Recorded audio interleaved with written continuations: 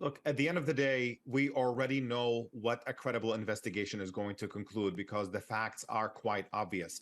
And we've seen many, many previous investigations into Israel's crimes against Palestinians that, we get the facts, but then there's no accountability. And the reason there is no accountability is because the United States steps in to prevent international accountability for Israel. The United States has used its veto nearly 50 times in the UN Security Council to shield Israel from meaningful accountability. And as long as that pattern continues, unfortunately, we're going to keep running into a dead end. What we need is a fundamental change in American policy. We need this double standard that allows Israel to be above the law to change. I mean, we can only imagine what it's like when journalists are killed in Ukraine by the Russian invasion. We already know, even though Jamal Khashoggi is not an American citizen, what the U.S. reaction was like when he was killed.